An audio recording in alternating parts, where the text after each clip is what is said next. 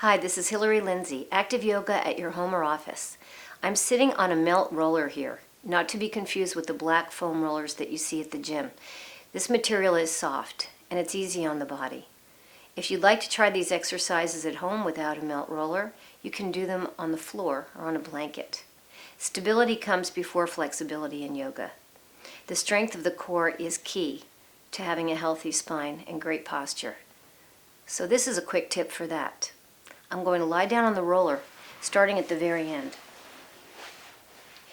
I want to dig in so that the bones of my pelvis are behind me, and the rest of me is hanging off the roller. I'm going to draw myself back so that I can rest with my body centered and the roller along my spine.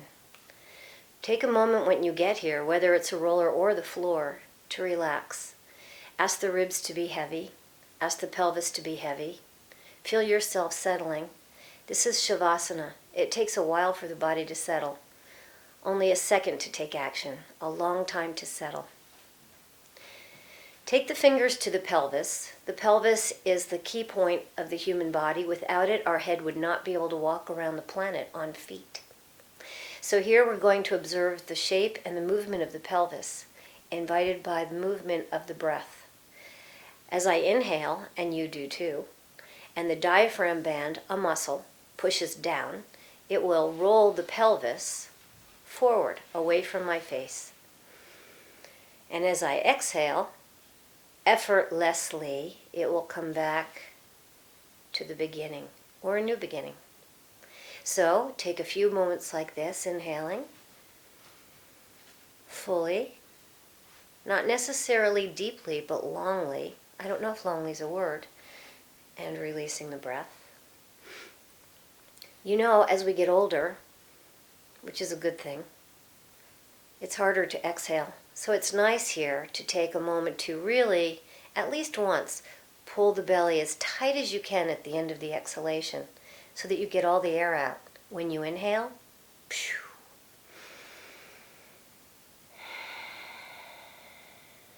Now place the hands on the floor. Find a neutral place for the pelvis so you feel the lower pelvis resting on the roller, not just the waistband.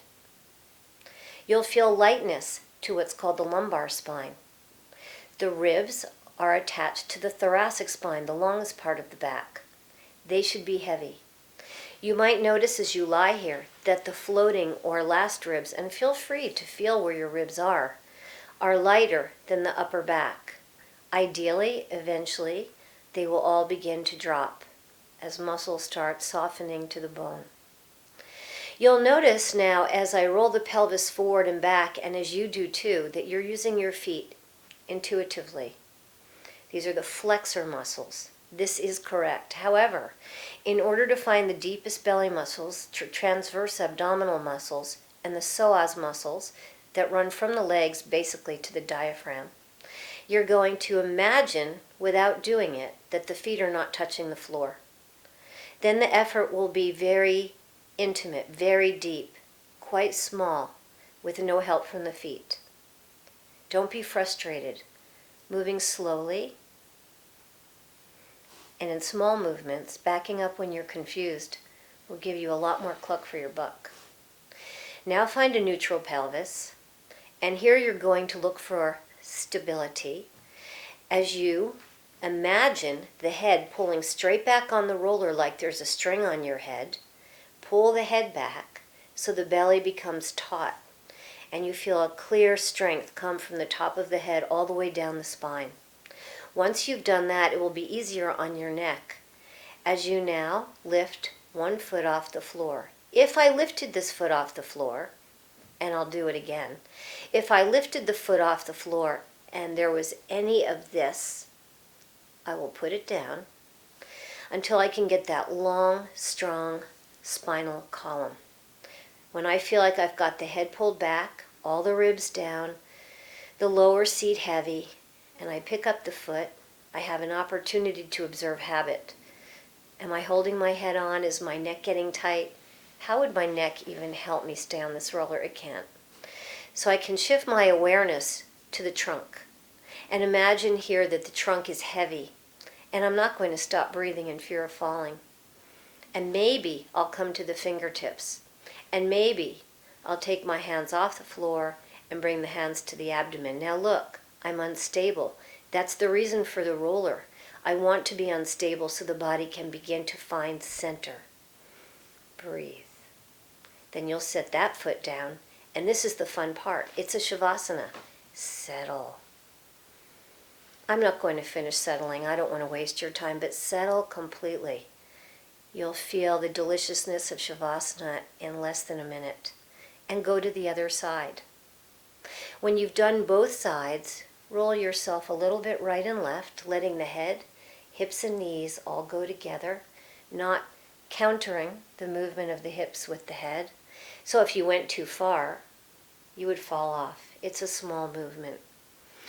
From here, go ahead and take your legs up, and then take the knees slightly forward of the pelvis, finding the lower pelvis. Settle the ribs heavily onto the roller. Extend the right leg, bring it in the left.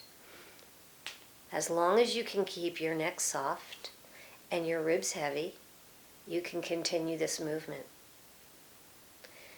You can do as many as you like. From here, allow the knees to come forward again. If you find the back is getting jacked up, regroup and bring the knees a little bit closer. Otherwise, take the knees forward and tap one foot and then the other slowly. If you find this is pleasing and you can do this well without creating any tension in the neck, make your legs longer or tap and take the feet up a few times. Keep breathing. Settle the feet down on the floor. Take your Shavasana, settle. Breathe front to back so you create depth between the front and back surface of the body.